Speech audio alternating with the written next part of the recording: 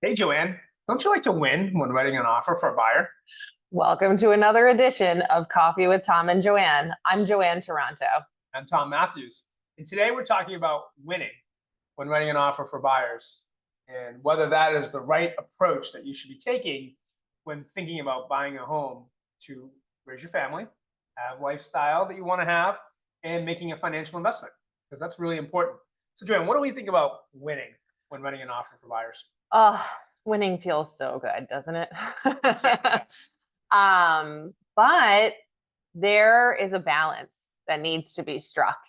And winning, meaning getting the accepted offer in a multiple bid scenario as working as a buyer's agent, winning is great.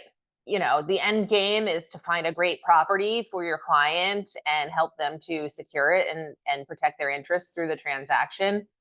But there are costs, right? And with anything, one thing, too much of a good thing can be bad. So I kind of wanted to touch a little bit about what is that balance? Right. Exactly. Because what are we want to win, but what do we also want to do? We want to make sure that we're staying within the bounds of what is important for our clients from a financial standpoint.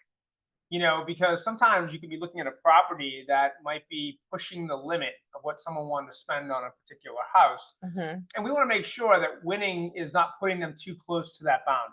Because one of the things that we talk about all the time here at the Tom and Joanne team is that you make money in real estate, but you realize that money when you sell the property.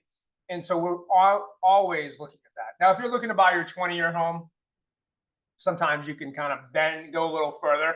A little bit of A little latitude. bit of latitude, you can really lean in to try and win that property. Hmm. But if you might be thinking about moving in 5, 10 years, and you're looking at a property, we really have to focus on that exit strategy now. Hmm. Because I can't tell you how many times in our 20-year career we would walk into a seller's house and they'd want to sell a home, and we were like, "What were you thinking when you bought this place?" Because it seems unheard of right now in this market for people to lose money in real estate. But we have seen in our career, we've seen people lose hundreds of thousands of dollars, Yeah. and we want to try and prevent that in the future. Yes. So on a very surface level, we want to make sure that the house that you are purchasing is resaleable in any type of market. So we're looking for things like functionality of the space, location, what other issues come up, with the particular property. And our goal is to get you a home in the market range of what the data tells us, and then make it so that we know that this particular home is saleable in any type of market, because Right. we remember what it was like when buyers could see 30, 60 homes before they even had to think about making an offer or look at them over the weekend and then give it a consideration during the week.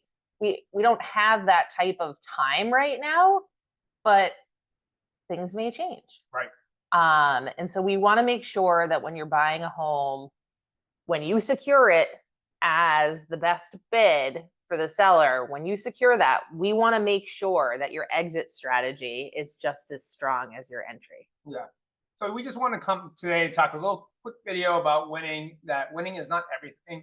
And one phrase we want all of our buyer clients to know is that everyone has a back, and that is your best alternative to a negotiated agreement. There is always another house. And if you can kind of keep that mindset, stay even, stay cool, you can have a great experience buying real estate. Yeah. Well, thank you for joining us for another edition of Coffee with Tom and Joanne. I'm Joanne Taranto. I'm Tom Matthews. If you like this video, please subscribe and tell your friends about our videos. Cheers. Cheers.